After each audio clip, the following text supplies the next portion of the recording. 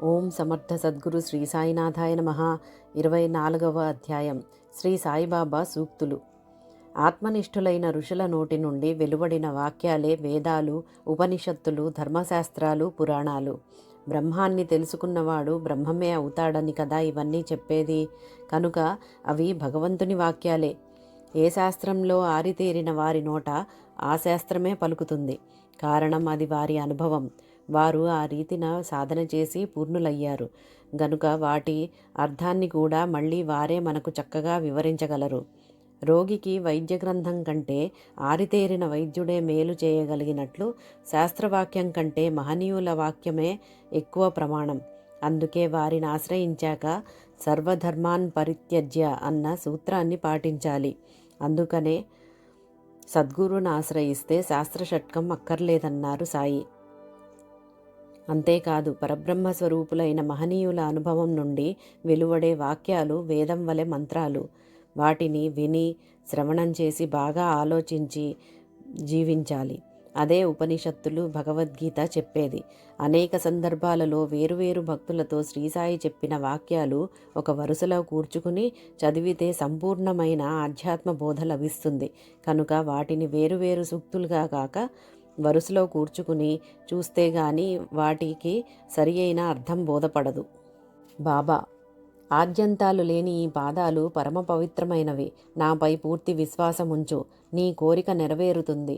నాపై నీ దృష్టి నిలుపు. నేను నీపై నా దృష్టి నిలుపుతాను. నిన్ను చివరికంటా గమ్యం చేరుస్తాను. నన్ను నమ్మిన వారినెన్నడూ పతనం కానివ్వను. ఈ సద్బ్రాహ్మణుడు లక్షలాది జనాన్ని శుభ్రమార్గంలో గమ్యం చేరుస్తాడు. నన్నే ధ్యానించి నా లీలలు గానం చేసేవారు నేనుగా మారిపోతారు. వారి కర్మ నశిస్తుంది. నేనెప్పుడూ వారి చెంతనే ఉంటాను. నా సమాధి నన్నాశ్రయించిన వారితో మాట్లాడుతుంది. వారి వెంటనే తిరుగుతుంది. నా సమాధి నుంచి కూడా నేను నా కర్తవ్యం నిర్వహిస్తాను. నా నామం పలుకుతుంది. నా మట్టి సమాధానం చెబుతుంది. అలా చేస్తే నీవు వేల మైళ్ళ దూరాన ఉన్న చివరి క్షణంలో నా చెంత చేర్చుకుంటాను. నేను ఎందరినో కాపాడడానికి వేల క్రోసులు వెళ్ళాలి.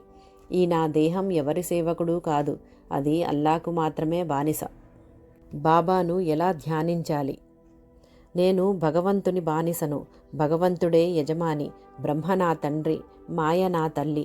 వారి ఐక్యం వల్లనే నాకీ దేహం వచ్చింది. నేనే దైవం. నేనే షిరిడీలోనూ ఎల్లడలా ఉన్నాను. సర్వజగత్తు నాలోనే ఉన్నది. నీవు చూసేదంతా కలిసి నేను. సాయి షిరిడీలోనే ఉన్నారనుకునేవారు నన్నసలు చూడనట్లే. అన్నీ నావే. నేనే అన్నీ అందరికీ ఇచ్చేది. నా ఆజ్ఞ లేక ఆకైనా కదలదు. నేను అందరినీ సమానంగానే చూస్తాను. నాకెవ్వరి మీద కోపం రాదు. తల్లికి ఎప్పుడైనా బిడ్డపై నిజంగా కోపం వస్తుందా? సముద్రం ఎన్నడైనా నదులను త్రిప్పివేస్తుందా? జగత్తు, సంసారము, ఈ ప్రపంచం చాలా వింతైనది. అందరూ నా ప్రజలే. నేను అందరినీ సమానంగానే చూస్తాను. కానీ ఈ ప్రపంచం మన మధ్య నేను నీవు అనే భేదమనే అడ్డుగోడ నిలుపుతుంది. అందుకే 10 మంది ఒకచోట చేరితే ఏదో ఒక గొడవ రేగుతుంది. వారిలో కొందరు దొంగలవుతారు. వారికి నేను చేయగలిగినదేమున్నది? రేపొక నాటికి చావబోయే వారు కూడా ఇతరులను చంపడానికి, నాశనం చేయడానికి పన్నాగాలు చేస్తూ ఉంటారు. వారు నాకెంతో బాధను కలిగిస్తారు. తరించే మార్గం: నీవు ఈ భేదమనే గోడను కూలద్రొయ్యి. ఎవరికెవరు శత్రువులు? అంతా ఒక్కటే. సాధన: ఎవరైతే ఎప్పుడూ నన్నే చూస్తూ నా గురించే వింటూ ఎప్పుడూ సాయి సాయి అని స్మరిస్తూ నాయందే మనస్సు నిలుపుతారో వారు నిశ్చయంగా దైవాన్ని చేరుతారు. వారు ఇహపరాల గురించి భయపడనక్కర్లేదు. నా భక్తుని ఇంట్లో అన్నవస్త్రాలలేమి ఉండదు. నా బిడ్డలనెలా పస్తుండనిస్తాను? కానీ మీరు తల్లికి తగిన బిడ్డలు కండి. పుణ్యము, జ్ఞానము అనే మీ భాండాగారాలను నింపుకోండి. నాకు అర్పించకుండా ఏమీ తినని వారికి నేను బానిసను. నా వాణ్ణి ఎన్నటికీ దూరం కానివ్వను. నన్ను నమ్మిన వారినెన్నడూ పతనం కానివ్వను. నాపై నీకు విశ్వాసముంటే సత్యాన్ని అంటిపెట్టుకో. నీ చెంత నుండి కాపాడుతాను. ఇచ్చిన మాట తప్పక నెరవేర్చు. నాపై విశ్వాసముంచి ఓరిమితో ఉండు. నీవెక్కడ ఉన్నా నీ వెంట నేనుంటాను. పనిచేయి. దేవుని నామము ఉచ్చరించు. సద్గ్రంథాలు చదువు. పోటీలు, వంతులు కీచులాటలు మానితే దేవుడు కాపాడతాడు. నీవేమి చేసినా క్షుణ్ణంగా చెయ్యి, లేదా చేస్తానని ఒప్పుకోకు. ఎవరి సేవను ఉచితంగా తీసుకోవద్దు. ఉదారంగా ప్రతిఫలమివ్వు. ఇది మన నియమం కావాలి. నీ దగ్గరకు ఏ ప్రాణి వచ్చినా తోలేయవద్దు. ఆదరించు. రుణానుబంధంపై నమ్మకముంచి గుర్తుంచుకో. ఆకలిగొన్న వారికి అన్నము, గుడ్డలు లేని వారికి గుడ్డలు ఇవ్వు. భగవంతుడు సంతోషిస్తాడు. నిన్నెవరైనా సరే ఏమైనా అడిగితే సాధ్యమైనంత వరకు ఇవ్వు, లేక ఇప్పించు. లేదు అనవద్దు. ఇచ్చేందుకు ఏమీ లేకపోతే మర్యాదగా చెప్పు. చులకన చేయడం, కోపగించుకోవడం తగదు. నీ దగ్గరున్నా ఇవ్వాలనిపించకపోతే లేదని అబద్ధం చెప్పవద్దు. ఇవ్వలేనని మర్యాదగా చెప్పు. ఇవ్వలేకపోతే దానికి కారణం చెప్పు. అయిష్టమే కారణమైతే అదే చెప్పు. ప్రాణులన్నింటి రూపాలలో నేనే సంచరిస్తూ ఉంటాను. ఎవరెవరిపై కోపించినా దూషించినా నాకు చాలా బాధ కలుగుతుంది. ఎవడు ధైర్యంగా నిందను, దూషణను సహిస్తాడో వాడు నాకెంతో ఇష్టుడు. నిన్నెవరైనా బాధించినా వాడితో పోట్లాడవద్దు. సహించలేకపోతే 1-2 మాటలలో ఓర్పుగా సమాధానం చెప్పు. లేకుంటే నా నామం స్మరించి అక్కడ నుండి వెళ్ళిపో. వాడితో యుద్ధం చేసి దెబ్బకు దెబ్బ తీయవద్దు. నీవెవరితోనైనా పోట్లాడితే నాకు చాలా ఏహ్యం కలుగుతుంది. ఎవరి గురించి తప్పుగా మాట్లాడవద్దు. నీ గురించి ఎవరైనా మాట్లాడినా చలించకు. వాడి మాటలు నీకేమీ గుచ్చుకోవు కదా. ఇతరులు చేసే పనులకు ఫలితం వారే అనుభవిస్తారు. నీవు చేసే పనుల ఫలితమే నీకుంటుంది. తక్కిన ప్రపంచం తలక్రిందులు కానివ్వు. దాన్ని లక్ష్య పెట్టక రుజుమార్గంలో వెళ్ళు. ఆనందానికి ఇదే మార్గం. అరిషడ్వర్గాలలో అసూయను జయించడం చాలా సులువు. దానివలన మనకే లాభమూ లేదు, అవతల వారికి ఏ నష్టమూ లేదు. అసూయంటే ఇతరుల బాగును సహించలేకపోవడమే. ఓర్చుకోలేక అపవాదులు కల్పిస్తాము. వారు నష్టపోతే సంతోషిస్తాము. దానివలన మనకేమి ప్రయోజనం? అవతల వాడికి మంచి జరిగితే మనకేమీ నష్టం? కానీ ఇది ఎవరూ ఆలోచించరు. వాళ్ళు బాగుపడితే మనకే మేలు జరిగినట్లు భావిద్దాం. లేదా మనము ఆ మేలును పొందే యత్నం చేద్దాం. వాడు మన సొత్తేమి లాక్కున్నాడు? వాడి కర్మననుసరించి ఫలితాన్ని వాడు పొందుతాడు. భగవంతుడికి చెడంటేనూ, చెడుకు భగవంతుడంటేనూ భయం. మంచి యొక్క ఫలితం గొప్పది, చెడుకు ఫలితం స్వల్పం. మన శరీరంలో ఒక హీనజాతివాడున్నాడు. వాడిని వెళ్ళగొట్టాలి. అందుకోసం మన వాడాలోని వారందరినీ తెలుసుకోవాలి. ఎవరితోనూ వాదించవద్దు. 10 మాటలకు 1 మాటతో సమాధానం ఇవ్వాలి. మనుష్యులు వారంతా ఒకరి నుంచి ఇంకొకరు వేరనుకుంటారు. కానీ అదే పొరపాటు. నేను నీలో ఉన్నాను, నీవు నాలో ఉన్నావు. ఇలా భావన చేస్తూ ఉండు. అదే అనుభవమవుతుంది. అల్లా కానిదేదీ లేదు. ఆయన పేదల పాలిటి పెన్నిది. దైవం ఇచ్చింది పోదు, మానవుడిచ్చింది నిలవదు. భోగి కంటే యోగి ఎప్పుడూ మెరుగే. రాజై ఉండి కూడా బిచ్చగాని దుస్తులు ధరించిన వాడే విరాగియే మంచివాడు. అంటే మనను భగవంతుడు ఎలా సృష్టించాడో అలానే తృప్తిగా ఉండాలి. అల్లాయే సర్వస్వం. అల్లా నామమే శాశ్వతం.